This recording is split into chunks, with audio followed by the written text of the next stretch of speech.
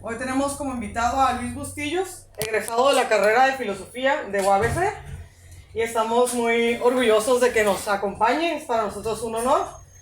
Y va a comenzar con el tema de la vida de Pitágoras, los pitagóricos y las matemáticas pitagóricas. Bienvenido y muchas gracias por venir. Mucho gusto, muchas gracias.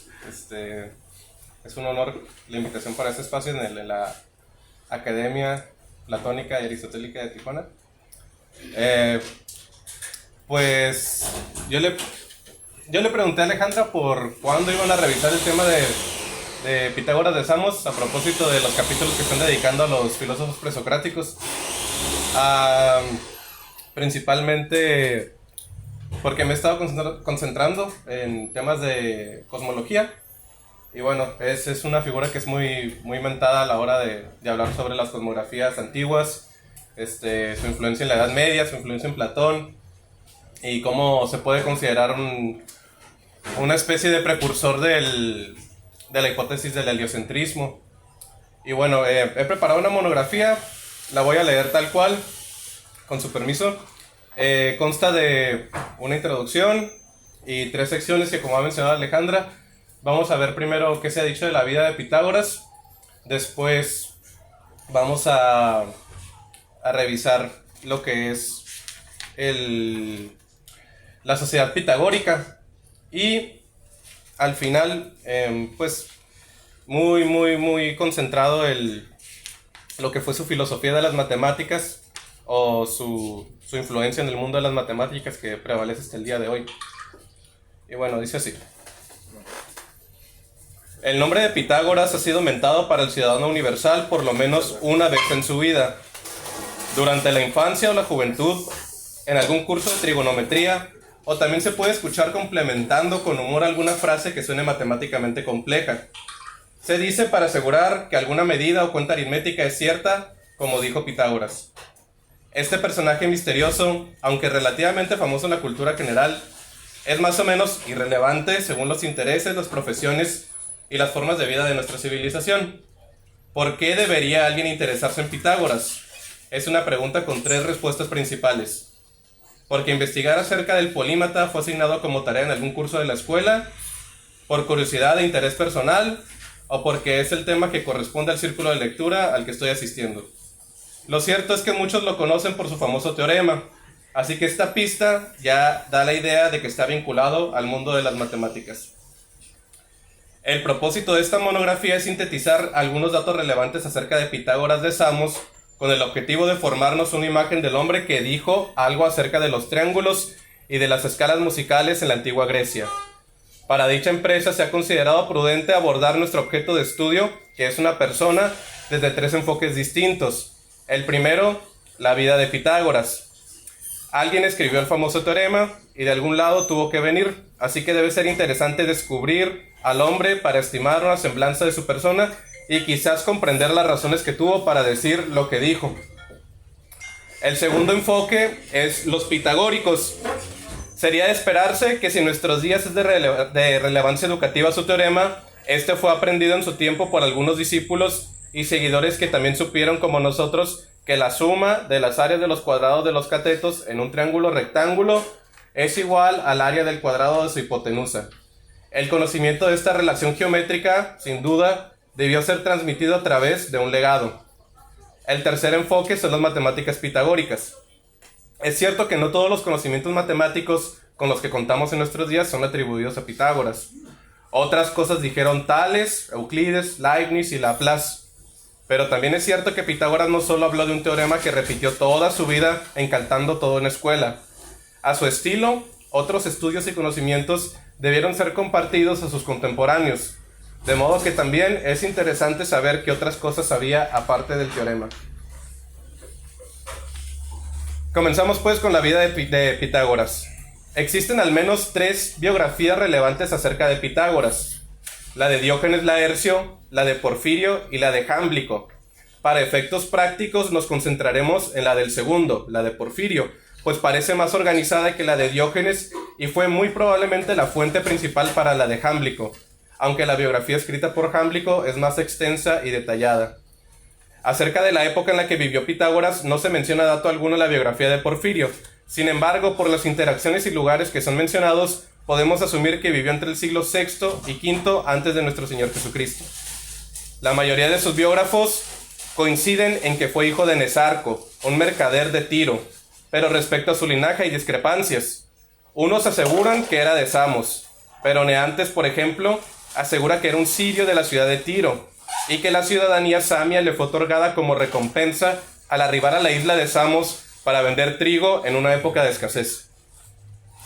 Desde niño, Pitágoras contó con una disposición natural para cualquier disciplina, y su padre lo llevó a Tiro, donde junto a los caldeos sacó buen provecho de su contacto con ellos.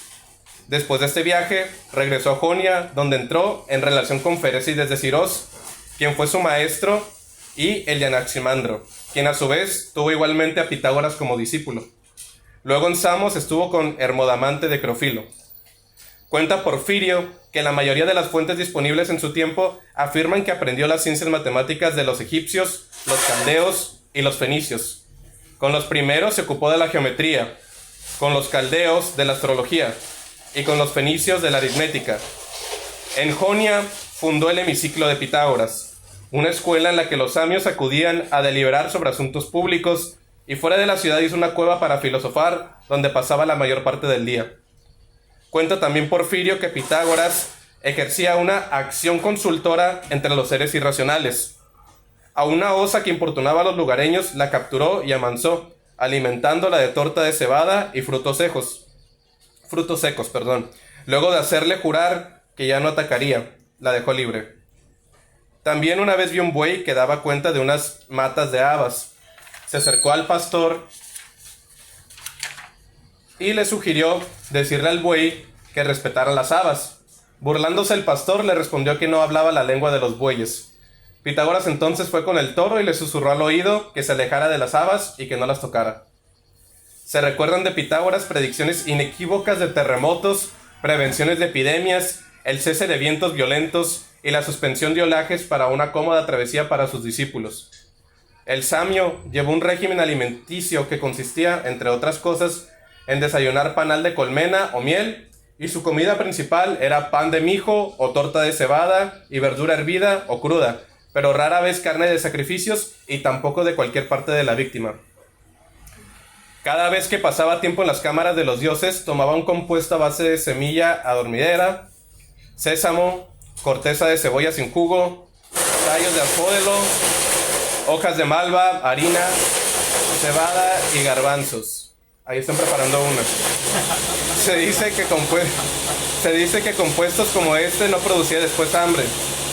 Contra la sed, consumía un preparado de semillas de pepino con pasas, flor de cilantro, semillas de malva, verdolaga, queso rallado, flor de harina, de trigo y requesón, y todos los ingredientes eran mezclados con miel. Después les paso la receta.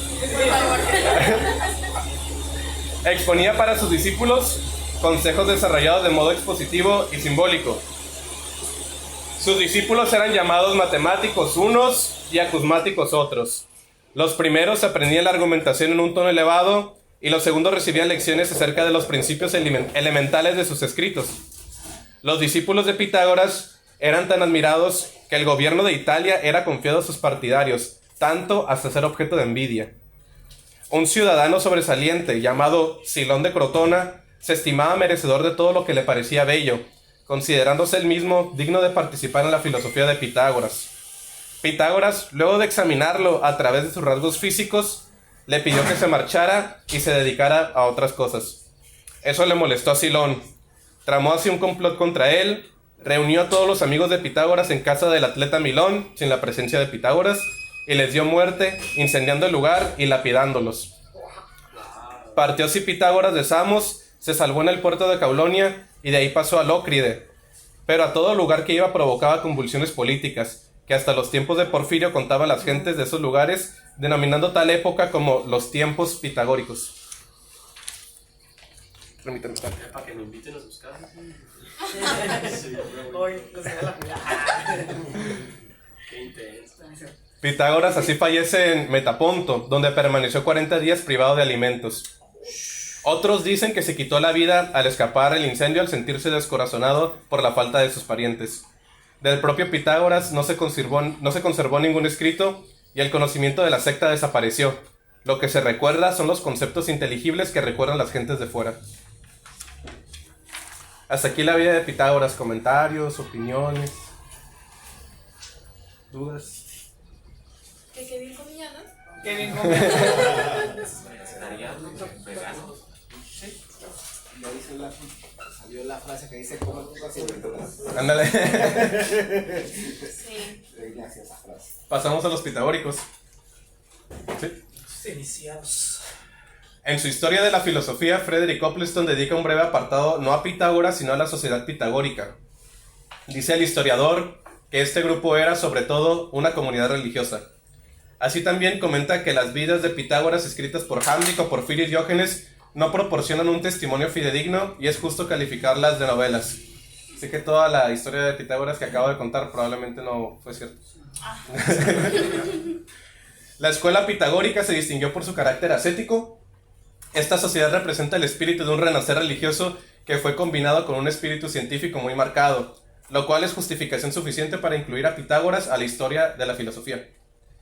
Es verdad, no obstante, y según Copleston, que Pitágoras abandonó Crotona y marchó a Metaponto a instancias de Silón, pero esto puede explicarse sin suponer alguna actitud política a favor de un partido determinado.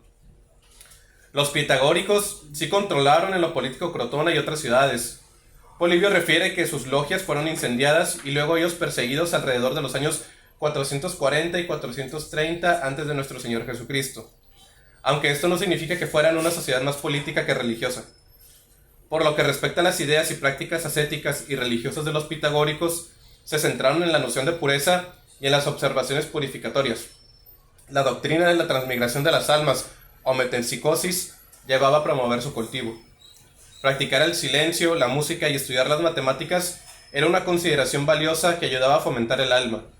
En cuanto a la abstención de carne y de habas, dice Copleston, no pueden considerarse doctrinas filosóficas y se trataba de regulaciones externas que no necesariamente profesaban los pitagóricos. En la metafísica de Aristóteles se dice que los pitagóricos se dedicaron a las matemáticas y fueron los primeros en hacer progresar ese estudio al punto de considerar sus principios como el fundamento de todas las cosas. Les cautivó la importancia del número en el cosmos, pues todas las cosas son numerables. Así, toda relación puede ser expresada en proporciones numéricas. La impresión más relevante parece haber sido el descubrimiento de que los intervalos musicales pueden expresarse numéricamente. Es decir, que la altura del sonido depende de la longitud determinada en cada cuerda, en una lira. Y es posible representar los intervalos de una escala musical en razones numéricas. Lo mismo respecto al cosmos, pues la armonía del universo depende también del número. Mientras los milesios hablaban de un conflicto universal entre los elementos, los pitagóricos pensaron en solucionar el conflicto recurriendo al concepto del número. Los pitagóricos transfirieron las observaciones de la teoría musical al mundo en general, hablando de una armonía cósmica. Para ellos todas las cosas son números y tenían por sagrada la figura del tetractis. La figura del tetractis ahorita va a aparecer en un video que les voy a compartir, pero básicamente es un punto arriba que representa el número 1, luego 2 puntos, luego 3 puntos y luego 4 puntos. Suman 10 y forman un triángulo en su conjunto. A pesar de ciertas fantasías que profesaban los pitagóricos, contribuyeron positivamente al desarrollo de las matemáticas. Aunque el famoso teorema ya aparecía en los cálculos de los sumerios, fueron los pitagóricos quienes rebasaron los simples cálculos aritméticos y geométricos y supieron integrarlos en un sistema deductivo. Contra el mito de que en la antigüedad y la Edad Media se creía que la Tierra era plana, los pitagóricos la concebían como esférica. Su cosmografía localizaba a la Tierra y los demás planetas y al Sol como girando en torno al corazón del cosmos, identificado con el número 1. A diferencia de las otras escuelas presocráticas, los pitagóricos se desprendieron del materialismo que caracterizó a los cosmólogos de Mileto, además de que influyeron a Platón, convirtiéndolos en dignos de justo tributo. Hasta aquí la breve síntesis de lo que fue la sociedad pitagórica. ¿Dudas, comentarios, observaciones? ¿Continuamos? Ok. Gracias. No, ustedes. Bueno, vamos a pasar a la sección de las matemáticas pitagóricas. Esta sección a su vez está dividida en 3 subapartados que son la metafísica del teorema de Pitágoras, la armonía de las esferas y la formación de la escala pitagórica. La metafísica del teorema de Pitágoras. El más reciente consenso de los estudios pitagóricos afirma que, de hecho, no hay testimonio seguro que conecte a Pitágoras con el teorema. Pero esto no niega que los griegos conocieran el teorema de la hipotenusa, incluyendo los miembros de la escuela pitagórica. Pitágoras decía que los elementos del cosmos estaban construidos de triángulos rectángulos, los cuales formaban entre sí otros sólidos regulares, según Proclo. Los sólidos principales que pueden formarse son el tetraedro, el cubo y el dodecaedro. Este proyecto es contado también en el Timeo de Platón. Las figuras cósmicas nacen en el reino de las proporciones y también lo son el teorema de la hipotenusa en el libro sexto de Euclides. A partir de la superposición o el acomodo de los triángulos pueden ser compuestas las figuras geométricas que producen las apariencias del mundo. Pitágoras tenía la idea de que el pequeño mundo comparte una misma estructura con el gran mundo. Ambos pueden ser diseccionados fundamentalmente en triángulos rectángulos y en los arreglos que construyen los elementos del macrocosmos. La armonía de las esferas. El universo tiene un ritmo, compuesto al juntar los contrarios en perfecto equilibrio y en perfecta armonía. Estos contrarios son el límite y lo ilimitado, lo par y lo impar, el uno y la pluralidad, derecho, izquierdo. ¿Estás apuntando? Ok, ay, para ir despacito. Lo dibujo más rápido. No, igual esta monografía se las voy a compartir. No traje ahorita para todos porque quiero incluir las fuentes bibliográficas. Y pues ya se lo haré llegar a Alejandra para que se los comparta. Ah, qué muy bien. Ok. Derecho, izquierdo, masculino, femenino, reposo, movimiento, recto, curvo, luz, oscuridad, bueno, malo, cuadrado y oblongo. Armonía significa conexión, juntura y adaptación. En el contexto musical de Grecia significa afinar un instrumento musical y disponer los intervalos en el interior de una escala. Es plausible que Pitágoras haya construido un monocordio para indagar en la disposición de los planetas y sus sonidos correspondientes. El método consiste en imaginar en el cosmos esférico, donde giran en su interior los planetas y las estrellas fijas, un radio que atraviesa el universo desde su centro hasta la periferia. El radio se le compara con la cuerda tensa del monocordio, cuyo diapasón constituye la distancia que hay del centro al límite del cosmos. Pitágoras consideró 3 órbitas celestes: la de la Luna, la del Sol y la de las estrellas fijas.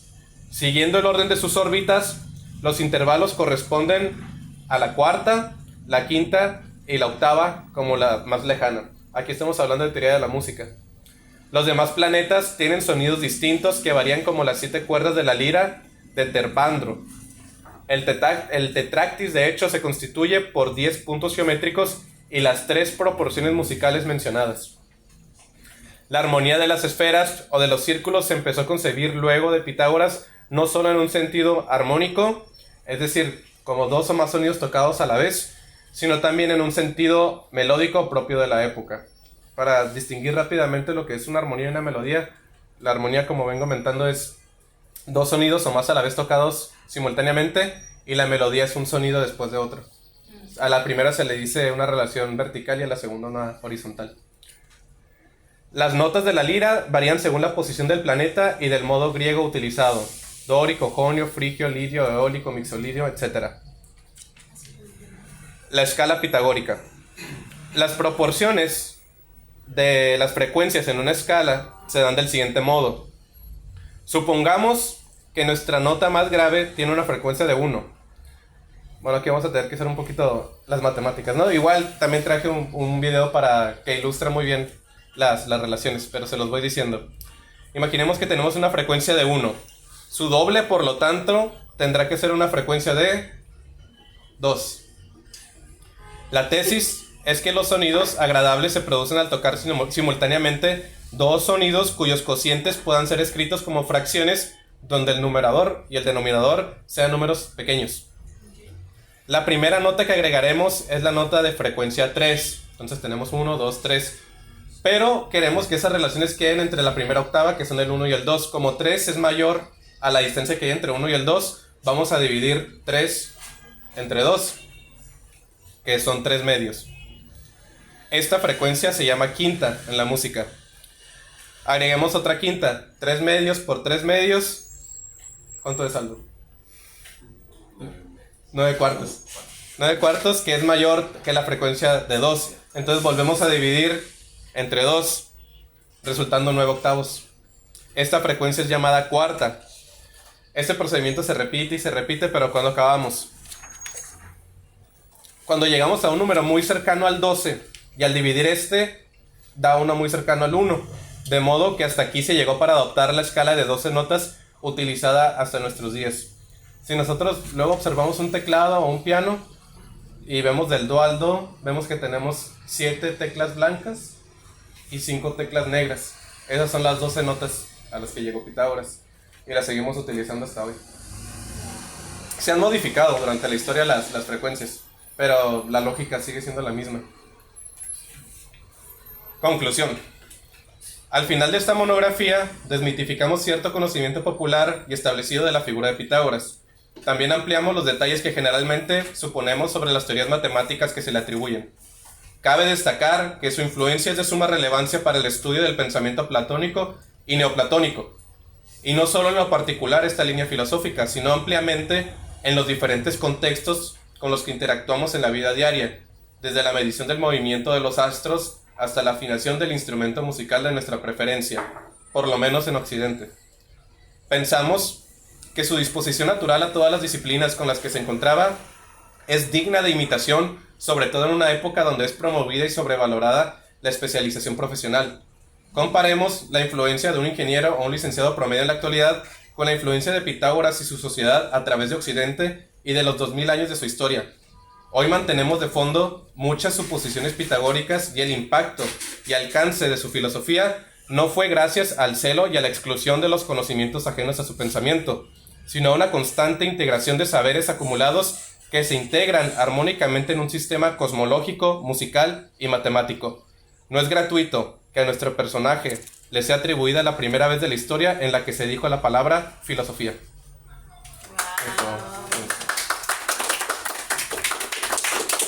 Muchas gracias. No, pues muchas gracias. Esta es la exposición de Pitágoras. ¿Quieren que reproduzcamos el material que tengo? Sí, por favor. Si cierro la puerta se irá un poquito la luminosidad.